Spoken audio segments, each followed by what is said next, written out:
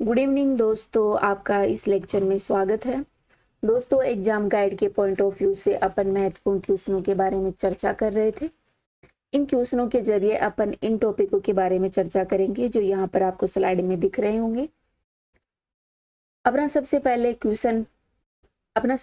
Question है, हाल ही साथी portal mobile app किस मंत्रालय द्वारा शुरू किया गया है? दोस्तों, हाल ही में कृषि मंत्रालय द्वारा साथी पोर्टल ऐप को लॉन्च किया गया है। ठीक है, किसके द्वारा? कृषि मंत्रालय के द्वारा। अपने कृषि मंत्री है नरेंद्र सिंह तोमर जी ने इस मोबाइल ऐप को लॉन्च किया है। दोस्तों, साथी पोर्टल का पूरा नाम है seed traceability authentication and holistic inventory. इसका उपयोग बीज उत्पादन, गुणवत्ता बीज पहचान, बीज प्रमाणन की चुनौतियों के समाधान के लिए किया जाएगा। दोस्तों, इसे उत्तम बीज समृद्ध किसान की थीम पर विकसित किया गया है। अपना दूसरा क्वेश्चन है, राष्ट्रीय स्वच्छ गंगा मिशन के तहत कितने करोड़ रुपए की परियोजना को मंजूरी दी गई है? तो दोस्तों, हाल ही में 638 करोड़ रुपए की परियोजना को सरकार द्वारा मंजूरी दी गई है। बात करते हैं अपन राष्ट्रीय स्वच्छ गंगा मिशन के बारे में। दोस्तों, राष्ट्रीय स्वच्छ गंगा मिशन है वो गंगा नदी के कायाकल्प करने हेतु उसका संरक्षण करने, प्रबंधन करने के लिए राष्ट्रीय परिषद द्वारा क्रियान्वित किया जा रहा है, जिसे राष्ट्रीय गंगा परिषद के नाम से भी जाना जाता है। राष्ट्रीय स्वच्छ गंगा मिशन है वो राष्ट्रीय गंगा परिषद की क्रियान्वयन शाखा के रूप में कार्य करता है, जिसे अगस्त 2011 को स्थापित किया गया था सोसाइटी पंजीकरण अधिनियम 1860 के तहत। ठीक है, एक सोसाइटी के रूप में पंजीकृत किया गया था। बात करते हैं अपन इस मिशन के उद्देश्य के बारे में। तो दोस्तों, यह मिशन है वो मौजूदा सीवेज ट्रीटमेंट प्लांट के प्रदर्शन को बढ़ाता है तथा रिवर फ्रंट के निकास बिंदुओं पर प्रदूषण को नियंत्रित करता है। आदि उपायों करने के लिए इसे शुरू किया गया था। इसका प्रमुख उद्देश्य है नदी में सीवेज के प्रवाह को रोकना। जो नदी प्रदूषित हो रही है उसी को कम करना इसका प्रमुख उद्देश्य रखा गया।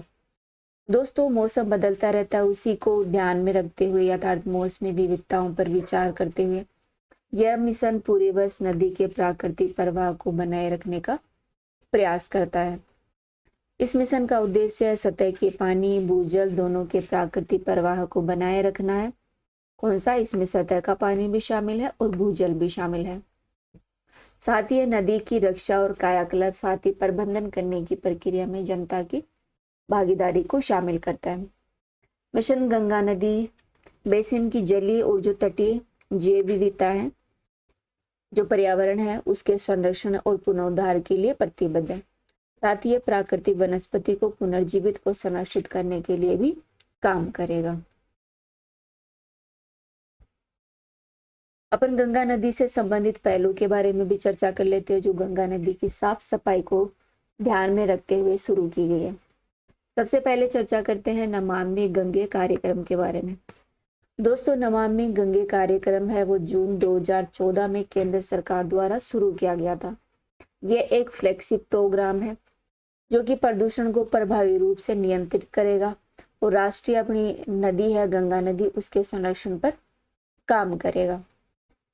सेकंड पहल है गंगा कार्य योजना। दोस्तों, इस योजना को 1985 में पर्यावरण, वन और जलवायु परिवर्तन मंत्रालय द्वारा शुरू किया गया था, जो अपनी इन्वायरमेंट मिनिस्ट्री है उसके द्वारा इसे शुरू किया गया था। यह सीवेज, जो घरेलू सीवेज के अवरोधन, डायवर्सन और उपचार के माध्यम से पानी की गुणवत्ता में सुधार करने के लिए पहली नदी कार्य योजना है। अर्थात ये एक तरह की पहली नदी योजना शुरू की गई थी जो गंगा नदी पर साफ सफाई के ऊपर बनाई गई थी। राष्ट्रीय नदी संरक्षण योजना गंगा नदी कार्य योजना का विस्तार है और इसका उद्देश्य है गंगा कार्य योजना चरण 2 के तहत गंगा नदी को साफ करना।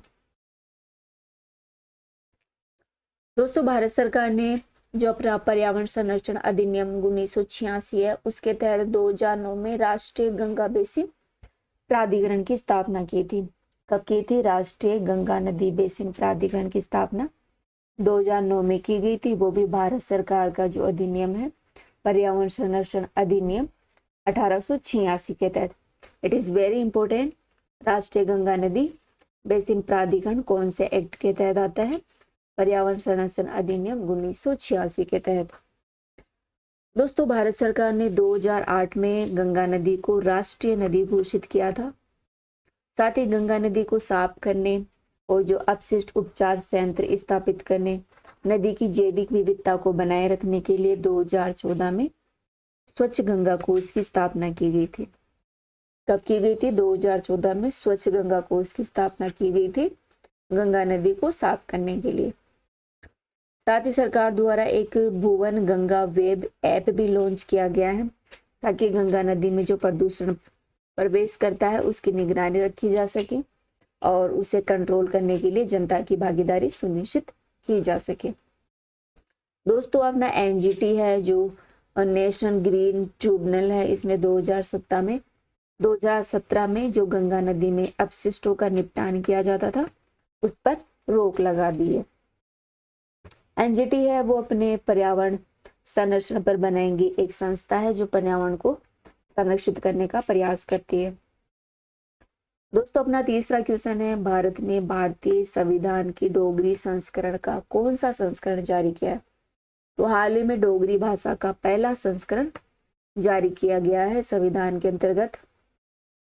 दोस्तों, क्या हुआ था कि अपना केंद्रीय कानून न्याय संसदीय मंत्री किरेन रिजिजू ने जम्मू और कश्मीर में भारत के संविधान के डोगरी संस्करण का पहला संस्करण जारी किया। इस संस्करण का विमोचन भाषा विविधता को बढ़ावा देना है तथा देश के सांस्कृतिक विरासत को संरक्षित करने की दिशा में एक महत्वपूर्ण कदम उठाना है। बात की जाए डोगरी भाषा के बारे में, तो दोस्तों डोगरी भाषा भारतीय भाषा केंद्र शासित जो अपना केंद्र शासित प्रदेश है जम्मू और कश्मीर उसकी एक आधिकारिक भाषा है। अतः जो डोगरी भाषा है वो जम्मू एंड कश्मीर जो आज के जमाने में अभी हाल फिलहाल में केंद्र शासित प्रदेश बन गया है उसी की एक आधिकारिक भाषा है। दोस्तों, इस भाषा को 22 दिसंबर 2023 को 22 दिसंबर 2003 को भारतीय संविधान की राष्ट्रीय भाषा के रूप में मान्यता दी गई। अतः जो अपनी 8वीं अनुसूची है संविधान की उसमें इस भाषा को शामिल किया गया। डोगरी का सबसे पहला लिखित संदर्भ नूह सिप्पीहर में पाया जाता है जिसे 1317 में अमीर खुसरो ने लिखा था। इसे द 9 हेवंस भी कहते हैं। ठीक है, द 9 हेवंस किसने लिखा था? अमीर खुसरो ने लिखा था 1317 में। डोगरी है वो संस्कृत और वेदों की एक प्राकृतिक भाषा है जो कि 1500 से 1200 BC के आसपास आई थी। अपना अगला क्वेश्चन है, राजस्थान की पहली औद्योगिक नीति किस वर्ष अपनाई गई थी? तो राजस्थान की पहली औद्योगिक नीति अपनाई गई थी, पता है आपको? मैं बता देती हूँ, चलो 1978 में। बात करते हैं राजस्थान की औद्योगिक नीतियों के बारे में। दोस्तों, राजस्थान में बेहतर औद्योगिक वातावरण निर्मित करने के लिए औद्योगिक नीतियों की घोषणा की गई है। राजस्थान सरकार अपने स्तर पर स्वदेशी और विदेशी उद्यमियों को आकर्षित करने के लिए प्रयास कर रही है। राजस्थान सरकार द्वारा अब तक 7 औद्योगिक नीतियों की घोषणा की जा चुकी है। कितनी औद्योगिक नीतियों की? 7 की। प्रथम औद्योगिक नीति की बात करें जो कि घोषित हुई थी 24 जून 1978 को। अब घोषणा की गई थी 24 जून 1978 को राजस्थान की प्रथम औद्योगिक नीति आई थी। इस समय मुख्यमंत्री थे भैरव सिंह शेखावत। उन्हीं के कार्यकाल में प्रथम औद्योगिक नीति लागू की गई थी। दोस्तों, यह औद्योगिक नीति रोजगार उन्मुख उद्योगों के विकास को सर्वोच्च प्राथमिकता देती है। अर्थात इसमें खादी, ग्राम उद्योग, हथकरघा उद्योग और हस्तशिल्प उद्योग थे, उनके विकास के लिए मुख्य रूप से ध्यान दिया गया। बात करते हैं अपन दूसरी औद्योगिक नीति के बारे में। दोस्तों, इसकी घोषणा दिसंबर 1990 में की गई थी, लेकिन इसे अप्रैल 1991 में लागू किया गया था। यह योजना भी मुख्यमंत्री भैरव सिंह शेखावत के कार्यकाल में लागू की गई थी। इस नीति में खनन, कृषि व अन्य संसाधनों के अधिकतम उपयोग पर ध्यान दिया गया तथा रोजगार संवर्धन वृद्धि बढ़ाने के लिए ध्यान दिया गया। साथ ही औद्योगिकरण के माध्यम से राज्य के वित्तीय संसाधनों को बढ़ाने पर जोर दिया गया। किसके जरिए? औद्योगिकरण के जरिए। तीसरी औद्योगिक नीति है, उसकी घोषणा 15 जून 1994 को की गई थी। कब? 15 जून 1994 को राजस्थान की तीसरी औद्योगिक नीति आई थी। यह नीति भी मुख्यमंत्री भैरों सिंह शेखावत के कार्यकाल में लागू की गई थी।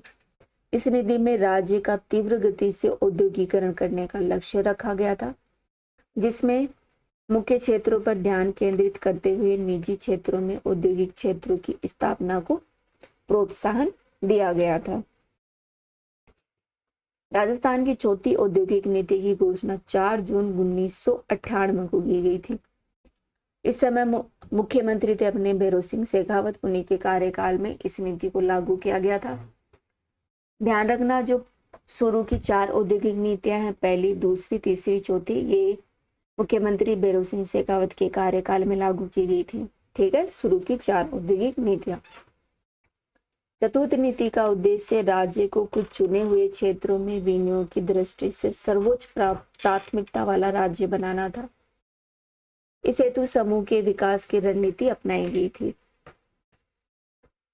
राजस्थान की 5वीं औद्योगिक नीति जून 2010 को शुरू की गई थी। यह नीति मुख्यमंत्री अशोक गहलोत के कार्यकाल में शुरू की गई थी। ठीक है, 5वीं औद्योगिक नीति है वो अपने मुख्यमंत्री अशोक गहलोत के कार्यकाल में शुरू की गई थी। बात की जाए छठी औद्योगिक नीति के बारे में, तो यह 8 जून 2015 को शुरू की गई थी। 8 जून 2015 को मुख्यमंत्री वसुंधरा राजे के कार्यकाल में। ठीक है, और अपनी 7वीं औद्योगिक नीति है वो राजस्थान औद्योगिक नीति 2019 है। दोस्तों, राजस्थान को इकोसिस्टम के साथ भारत में सबसे पसंदीदा निवेश गंतव्य के रूप में उभरने हेतु राजस्थान औद्योगिक विकास नीति 2019 तैयार की गई। समावेशी, संतुलित, सतत पर्यावरण संरक्षण, अनुकूल औद्योगिक विकास करने हेतु आधारभूत ढांचा सर्जित करने, साथ ही रोजगार के अवसर बढ़ाने, संतुलित क्षेत्रीय औद्योगिक विकास को बढ़ावा देने के दृष्टिकोण के आधार पर इस औद्योगिक नीति को शुरू किया गया था। ठीक है, नेक्स्ट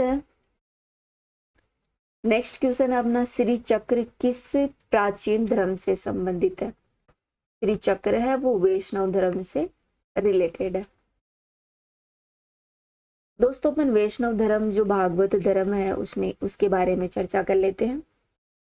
भागवत धर्म का उद्भव है वो मौर्योत्तर काल में हुआ था। इस धर्म के विषय में प्रारंभिक जानकारी उपनिषदों में मिलती है। कहाँ मिलती है? उपनिषदों में।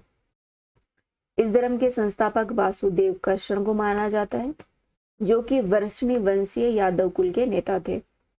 वासुदेव की पूजा सर्वप्रथम भक्ति के रूप में पाणिनि के समय ईस्वी पूर्व 5वीं सदी में की गई थी। किसके टाइम के समय? पाणिनि के टाइम।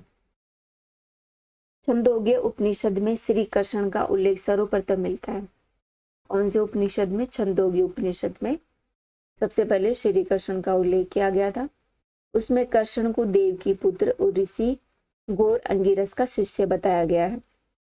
दोस्तों, ब्राह्मण धर्म के जटिल कर्मकांड और ये जो यज्ञ व्यवस्था थी के विरुद्ध इस धर्म को लाया गया था। वासुदेव कृष्ण के भक्त और उपासक भागवत कहे जाते थे।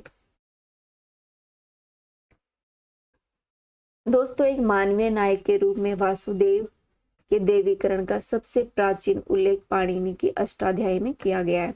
ठीक है, पाणिनि की पुस्तक का क्या नाम है? अष्टाध्यायी। वासुदेव कृष्ण को वैदिक देव विष्णु का अवतार माना गया है। बाद में इसका समीकरण नारायण से किया गया। नारायण के उपासक है वो पांचरात्रिक कहलाते हैं। दोस्तों, भागवत धर्म है वो सूर्य पूजा से रिलेटेड है।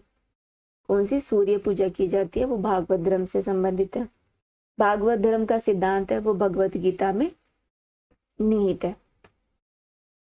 वासुदेव कृष्ण संप्रदाय योग से संबंधित था। इसमें वेदांत, सांख्य, योग के विचारधाराओं को दार्शनिक तत्व के बारे में जानकारी मिलती है। जैन धर्म ग्रंथ उत्तराध्ययन सूत्र में वासुदेव केशव के नाम से भी पुकारा जाते हैं। अर्थात जो जैन धर्म ग्रंथ है उत्तराध्ययन सूत्र, उसमें वासुदेव को केशव के नाम से जाना जाता है। वो 22वें, ये जो केशव थे वो जो जैन धर्म के 22वें तीर्थकर थे, अरिष्ट नेमी के समकालीन माने जाते हैं। ये क्वेश्चन आया हुआ है कि एग्जाम में कि अरिष्ट नेमी किसके समकालीन थे भागवत धर्म में, तो ये जो अपने केशव है उसके समकालीन थे अरिष्ट नेमी। भागवत संप्रदाय के मुख्य तत्व है भक्ति और अहिंसा। भगवत गीता में प्रतिपादित अवतारवाद सिद्धांत भागवत धर्म की महत्वपूर्ण विशेषता थी। दोस्तों, भागवत संप्रदाय के नायकों का विवरण वायु पुराण में मिलता है, जो कि विभिन्न उपासकों के रूप में इनका उल्लेख किया गया है। जैसे कि सकर्षण रोहिणी पुत्र थे, वासुदेव देव की पुत्र थे, प्रद्युम्न रुक्मणी पुत्र, सांब जाम्बवती पुत्र और अनिरुद्ध थे, वो प्रद्युम्न के पुत्र के रूप में उल्लेख किया गया। ऐतरेय ब्राह्मण में विष्णु का उल्लेख सर्वोच्च देवता के रूप में किया गया है। भगवान विष्णु को अपना इष्ट देव मानने वाले भक्त वैष्णव कहलाते हैं। दोस्तों, वैष्णव धर्म का नाम प्रचलित 5वीं सदी के मध्य हुआ था। वैसे विष्णु के अधिकतम अवतारों की संख्या 24 मानी गई है। कितनी? 24 मानी गई है। पर मत्स्य पुराण है उसमें इन अवतारों की संख्या 10 ही बताई गई है। इन अवतारों में कृष्ण का नाम नहीं है, क्योंकि कृष्ण स्वयं भगवान के साक्षात स्वरूप है। प्रमुख 10 अवतारों के नाम है मत्स्य, कूर्म जिसे कच्छप भी कहते हैं, वराह, नरसिंह, वामन, परशुराम, कल्कि, बलराम और बुद्ध। दोस्तों, विष्णु के अवतार में वराह अवतार है वो सर्वाधिक लोकप्रिय अवतार है। वराह का अवतार का जो उल्लेख किया गया है वो ऋग्वेद में सर्वप्रथम किया गया था। दोस्तों, नारायण, नरसिंह, वामन देवी अवतार माने जाते हैं। 3 अवतार हैं, नारायण, नरसिंह और वामन, ये देवी अवतार माने जाते हैं। और जो शेष भगवान विष्णु के 7 अवतार हैं उनको मानवीय अवतार माना जाता है। अवतार का सर्वप्रथम उल्लेख है वो अपनी भगवत गीता में किया गया था। परंपरा अनुसार सूरसेन जनपद के अंधक वृष्णि संघ में कृष्ण का जन्म हुआ था और वे अंधक वृष्टि संघ के प्रमुख भी थे। कालांतर में 5 वृष्णि नायकों सकर्षण अर्थात बलदेव, वासुदेव कृष्ण, प्रद्युम्न, साम, अनिरुद्ध की पूजा की जाती थी। वासुदेव कृष्ण सहित 4 वृष्टि वीरों की पूजा की चतुर्व्यूह के रूप में कल्पना की गई। दोस्तों, चतुर्व्यूह पूजा का सर्वप्रथम उल्लेख विष्णु संहिता में मिलता है। कहाँ मिलता है? जो अपनी विष्णु संहिता है उसमें चतुर्व्यूह पूजा का उल्लेख मिलता है। चतुर्व्यूह पूजा में 4 देवताओं का माना जाता है अर्थात उल्लेख किया गया, जिसमें आता है सकर्षण, प्रद्युम्न, अनिरुद्ध और सांब। पांचरात की बात करें तो यह वैष्णव धर्म का प्रधान मत था। अतः इस मत का विकास लगभग 3री सदी ईसा पूर्व हुआ था। नारद के अनुसार पंचरात्र में परम तत्व, मुक्ति, युक्ति, योग, विषय अर्थात संचार जैसे 5 पदार्थों को शामिल किया गया है और इन्हीं को मिलाकर पांचरात्र कहा जाता है।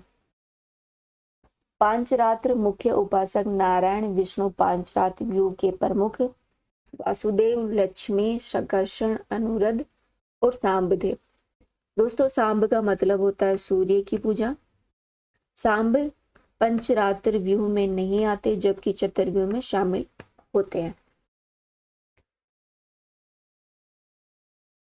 दोस्तों, अन्य बात करें तो दक्षिणी भारत में भागवत धर्म के उपासक अलवार कहा जाते हैं।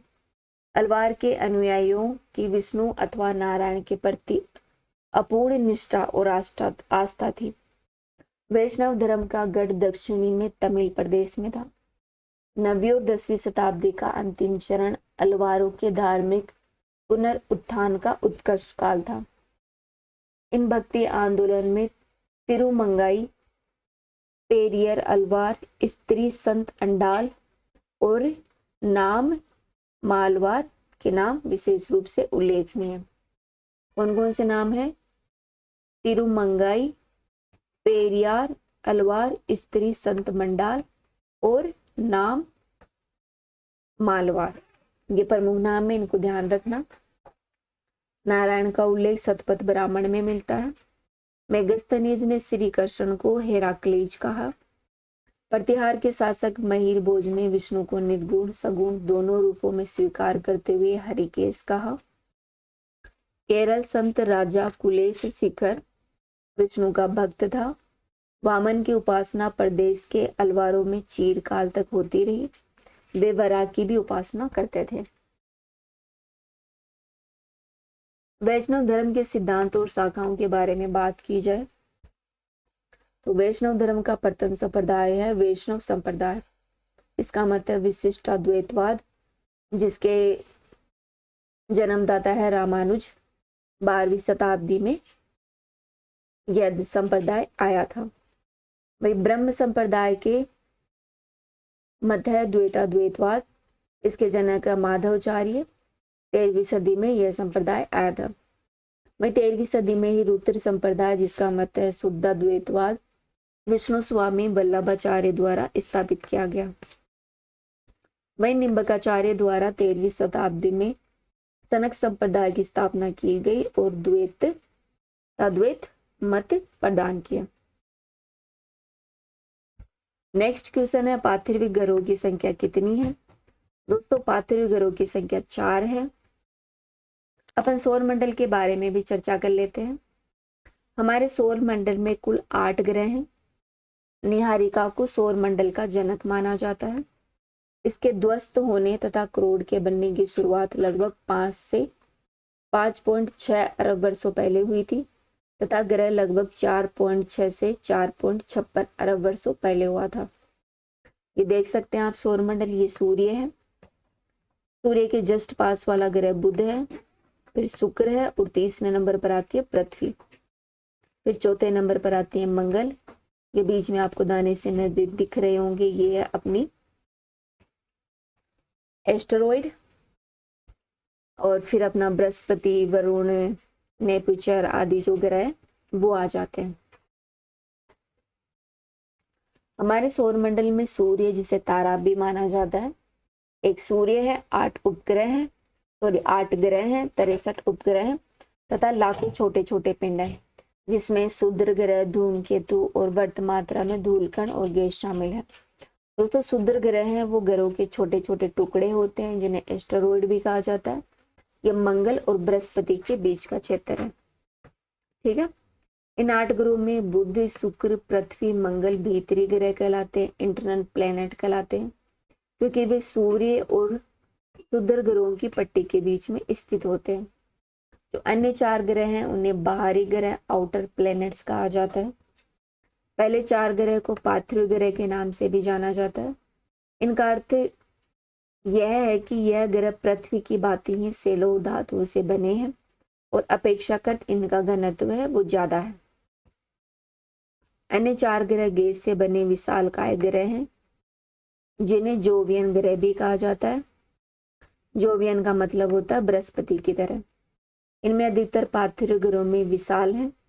यहाँ पर हाइड्रोजन और हीलियम से बना हुआ सघन वायुमंडल पाया जाता है। पार्थिव ग्रह, जिन्हें धरातल और स्थलीय ग्रह भी कहा जाता है, तथा जोवियन ग्रह में मुख्य अंतर की बात की जाए तो जो पार्थिव ग्रह हैं वो सूर्य के निकट स्थित होते हैं, जिसमें बुध, शुक्र, पृथ्वी, मंगल प्रमुख है। इनकी संरचना है वो पृथ्वी के समान होती है। इन ग्रहों का बाहरी आवरण पतला और चट्टानी है। कैसा है? पतला और चट्टानी है। इन ग्रहों में मध्यम भाग में लोहा और मैग्नीशियम धातु की अधिकता पाई जाती है। दोस्तों केंद्रीय भाग में द्रवित धातु है। इन ग्रहों का वायुमंडल पर इनका जो वायुमंडल है वो काफी पतला है। जोवियन ग्रह की बात की जाए तो इसमें बृहस्पति, शनि, वरुण, अरुण प्रमुख है। ये मंगल ग्रह की कक्षा के बाहर स्थित है और इनकी संरचना है वो बृहस्पति के समान है। ये ग्रह हैं वो गैस के विशाल पिंड है और इनके जो प्राकृतिक उपग्रह हैं वो बहुत सारे होते हैं। मित्र ग्रह पार्थिव ग्रह हैं, जबकि दूसरे ज्यादातर ग्रह हैं वो गैसीय ग्रह होते हैं। ऐसा क्यों है? तो इसका प्रमुख 3 कारण माना जाता है। दोस्तों, पार्थिव ग्रह हैं वो जनक तारे के बहुत समीप बने होते हैं, जहाँ अत्यधिक तापमान के कारण गैस संघनित नहीं हो पाई और घनीभूत भी नहीं हो पाई, जबकि जेवियन ग्रहों की रचना इनसे अधिक दूरी होने के कारण यहाँ पर गैस अत्यधिक मात्रा में दिखाई पड़ती है। सौर वायु सूर्य के नजदीक ज्यादा विशाल थी, अतः पार्थिव ग्रहों से ज्यादा मात्रा में गैस और धूल कण उड़ा लेगी। वहीं भारी ग्रहों पर सौर पवन इतनी शक्तिशाली न होने के कारण जोवियन ग्रहों में गैसों को नहीं हटा ले सकी। पार्थिव ग्रहों के छोटे होने से इनकी गुरुत्वाकर्षण शक्ति भी कम हो रही है, जिसके परिणाम स्वरूप इनसे निकली हुई गैसें इन पर रुकी नहीं रह सकी। नेक्स्ट क्वेश्चन है, येलोस्टोन नेशनल पार्क कहाँ स्थित है? दोस्तों, यह पार्क यूएसए में स्थित है, संयुक्त राज्य अमेरिका में। अगला क्वेश्चन है, औरंगजेब की मृत्यु के समय मराठा नेतृत्व किसने किया था? इस समय जो ताराबाई थी मराठा शासक, उसी ने इस समय मराठाओं का नेतृत्व किया था। तो इस वीडियो में इतना ही। Thank you.